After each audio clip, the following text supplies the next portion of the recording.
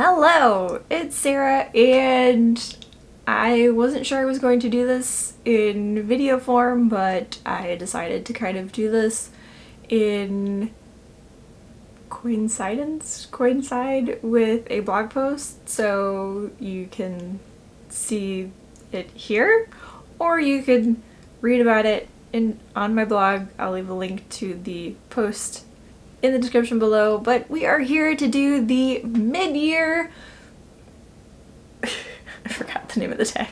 We are here to do the mid-year freakout tag because the year is halfway done. We're in July, and actually at the time of filming this, July is already a little more than halfway over.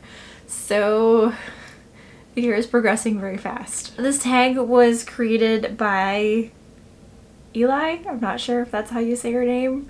From Earl Grey Books. I will leave a link in the description to her original video, and Chammy from, I think her channel is now That's So Chammy or This Is So Chammy, formerly Read Like Wildfire, so I will leave a link to her channel because I can't find her video, and a few of the other tag videos for this tag that I've watched also have mentioned that they couldn't find her original video, so I think she may have taken that down. Anyways, there's quite a few questions here, so I'm just going to jump right in. I'm sure you're more than familiar with this tag because it's been around for many years, and many book bloggers and vloggers have been doing this tag. So best book you've read so far in 2019. I'm gonna have to go with Air Awakens by Elise Kova. I'm kind of cheating on this because I read this book in July for the Book Junkie Trials, and I absolutely loved it from start to finish. One of the best audiobooks I have listened to this year. Question 2. Best sequel you've read so far in 2019. I'm going to go with, again, kind of cheating here, A Conjuring of Light by V.E. Schwab. I also read this for the Book Junkie Trials in July. I think this one was for the read the next book in a series quest. I don't remember, but I finished the second one, I think in June. So if I had to, I would say A Darker Shade of Magic. I think that one was the second one. But yeah, it left off on a cliffhanger that was not kind, so I worked A Conjuring of Light into my TBR for the Book Junkie Trials and picked it up and loved it. So I'm gonna say that's the best sequel so far in 2019. New release you haven't read yet but want to.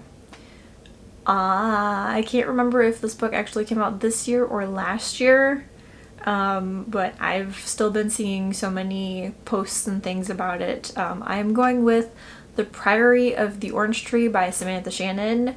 I have not read anything by Samantha Shannon, and the way my reading year has been going, I have not been progressing very well with longer books, especially if I have them in the ebook format because of work and stuff getting in the way, so I just haven't had time to sit and read at home. And now I'm getting back into the video making and trying to keep up with posts on my blog, which, thinking about it, I actually have to write 3 posts for next week, 2 or 3, because I have nothing scheduled yet. So things are just kind of crazy. But I would definitely love to get to Priory of the Orange Tree. It sounds really amazing. Question 4. Most anticipated release for the second half of the year. For this one, this is by one of my new or newest favorite authors, Cal Cade, who is the author of the King's Dark Tiding series, which is self-published. Book 5, I think it was. Book 4 or 5 just came out September of last year, and she has a new series coming out being published by Tor, and I've already pre-ordered it, except I have to wait until November for this book. It comes out November 5th, and the book is Fate of the Fallen by Kelcade. I don't even remember really like what the summary was for this book, but the writing has been so great for the other books that I have to pick it up. Okay, so the summary reads: the Shroud of Prophecy tests fate to discover what happens when the path of good and right, the triumph of light over darkness, the only path to salvation, fails. Everyone loves Matthias, so naturally when he discovers it's his destiny to save the world. He dives in headfirst, pulling his best friend, Aslo, not sure I'm saying that right, Aslo, along for the ride. Matthias is thrilled for the adventure. There's nothing better than a road beneath his feet and adventure in the air. Aslo, on the other hand, has never cared for the world beyond the borders of his sleepy village and would be much happier alone in the woods. But someone has to keep the Chosen One's head on his shoulders and his feet on the ground. It turns out saving the world isn't as easy or exciting as it sounds in the stories. Matthias is more than willing to place his life on the line, but Aslo would love nothing more than to forget about all the talk of arcane bloodlines and magical fae creatures. When the going gets rough, folks start to believe their only chance for survival is to surrender to the forces of evil, which isn't how the stories go. At all. To make matters worse, Aslo is beginning to fear that he may have lost his mind. So that is the summary for Fate of the Fallen, and I absolutely can't wait. Question 5. Biggest disappointment? I'm going to say The Lost Queen by Signe Pike. I wanted to love it. I ended up DNFing this.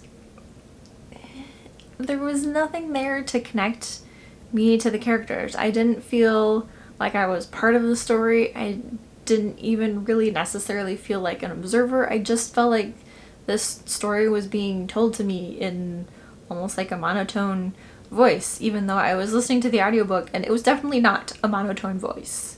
The narrator even like at the right times put in an accent, and it was a spot on accent as far as I could tell.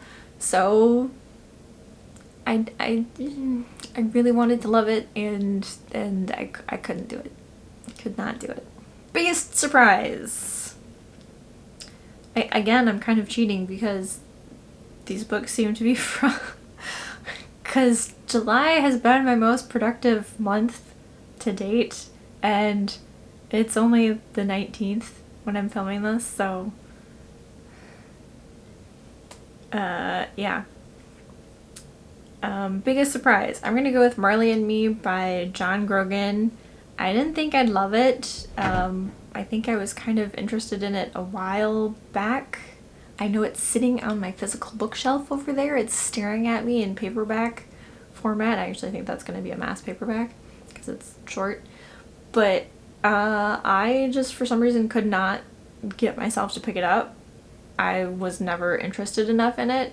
And then, you know, the prompt for tearjerker, and I'm just kind of being pulled along, being told about this crazy dog that misbehaves, and next thing you know, I'm bawling my eyes out. So upset for this dog, so yeah, I was shocked to enjoy Marley and Me as much as I did. Favorite new author, debut or new to me? So new to me, going back to one of my previous responses, so to speak, I'm going with Elise Kova, the author of Era Awakens, and that is also the name of the series. I'm not sure if it's a trilogy or an actual series. I haven't looked to see how many books are out. Actually, I did look. I'm drawing a blank though. I think there's like 5 or 6 books in the series right now, at least according to Goodreads, I think. Don't quote me on that. I would need to look again. But yeah, loved the writing, how the story just kind of pulled me in. I was there. I cared what happened. I can't really even put into words, which is probably why I haven't finalized the review for this book. Yeah, loved it. She's definitely an author I will be picking up more books by her. That kind of sounded wrong. I will be picking up more books by Elise Kova. Newest fictional crush. I don't really even have a fictional crush at the moment. Yeah. Nope. Can't think of... I even went through my whole Goodreads when I was making this list. I don't think there's anybody I would really go for. So yeah. Don't have a fictional crush at the moment. Newest favorite characters. Newest favorite character, singular. Inika from the Guardians trilogy by Nora Roberts. And this is actually a trilogy I am currently finishing up. I'm on the last book. In the story, she's a mermaid, and she is given the form of a human, so tail goes bye-bye. Just for a short amount of time to basically help 5 other friends that she meets, and their journey quest to find 3 lost stars to help a long-lost princess, goddess. But so she's kind of out of her element. She's on land. They do have to go diving for at least the first 2 stars. So yeah, and in the second book, she shows a strength that you would not expect her to have, because she's been underwater for her entire life, has not experienced the real world, so she's kind of naive about how some things work on land. Book that made you cry. I'm actually not going with Marley and Me. I already had it for one of the answers, and I'm actually going to go with a book I did finish in the first half of the year. I'm going with My Life Among the Underdogs by Tia Torres. This is a memoir written by Tia, and I don't know if you've seen the show on Animal Planet. She has an animal rescue currently in New Orleans, Louisiana, called Villa Lobos, where they rescue pit bulls. And she has had a very rough life. Oh my god. I don't think I mentioned the name of the show. The show is called Pit Bulls and Parolees on Animal Planet. I think it airs on Saturdays or Sundays. I catch it in reruns every now and then, so I don't know when the new episodes really air. Even having seen some of the episodes where they go over the dogs that she talks about in the book and the impact that they have had on her or her kids or whatever, I still cried. Within the first chapter, I think I had to stop this book and put it down because I was crying. It was that emotional of a ride. Wow. So definitely recommend it, but at the same time, have your Kleenex ready. Book that made you happy. I am going with Hunted by Megan Spooner. This is kind of a stretch. It made me happy only because it's been so long since people have talked about it. I forgot that this was the Beauty and the Beast retelling until I was, I think, half, maybe 3/4 of the way through it, and finally started picking up on some of the similarities in the story and I went, oh yeah, I remember now, this is a Beauty and the Beast retelling, and it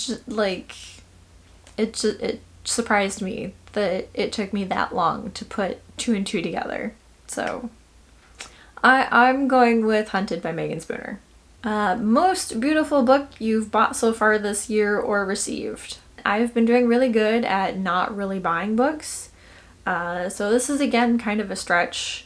I have The Red Sea by Edward W. Robertson, which is a Kindle Unlimited book, and I have yet to read it.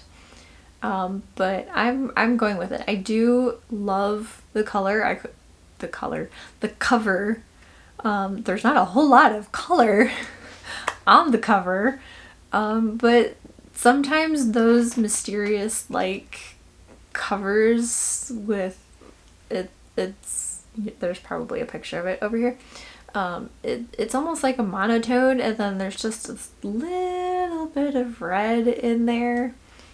Yeah, I like it. 13. This one was a toughie to narrow down, not to come up with answers. What books do you need to read by the end of the year? I would still very much love to read The Lord of the Rings trilogy, quartet, I don't like the series, like from The Hobbit to whatever the third book is in the trilogy. So I would very much love to finish those before the end of the year. I would also like to read Poppy War by R.F. Kuang, hopefully before the end of the year. Heard so many great things about it that I would really like to pick it up. And then, of course, my most anticipated, Fate of the Fallen by Kel Cade. I have to read it before the end of the year, and I will only have like 2 months to do that because it comes out at the start of November, so then I'd have more or less all of November and then December to read it, so maybe I can get that one in. Favorite book community member. So of course the first 2 that I think of are kind of popular. One of them is an author, Jenna Morachi. If you haven't seen any of her videos, go check out her channel. I will leave a link in the description. She is freaking hilarious and has this like no bullshit kind of view and tells it like it is and is not afraid to get dirty. Definitely love her channel. And then the other one that I thought of immediately was Little Book Owl, which you guys have probably heard of. She kind of was the main booktuber that made me even think about starting a channel, I think. So, of course, those were the first 2 I thought of. But so looking through some of the other book reviewers and whatnot that I follow, I did find 2 actually book bloggers. It seems like nobody really talks about the bloggers much. I think they're kind of starting to be talked about here on YouTube, but so Beth from Books Nest, I will leave a link to her blog down below, and her tweets. Follow her on Twitter. She can be kind of funny there too, in a like no nonsense way. And then Burls from Because Reading. I don't know if you guys have heard of Coyer Clean Out Your E-Readers. It's a readathon, and she will sometimes help with that. I think is kind of where I discovered her, was hearing about this readathon, and she was doing some of the posts at the time, but that was like a year or 2 ago. She hasn't really been posting much recently, but life. So yeah, go check them out. I will leave links in the description, and that is my mid-year freakout for 2019. Thank you so much for walking. Thank you so much for watching, and I will see you next week with a new video. TTFN!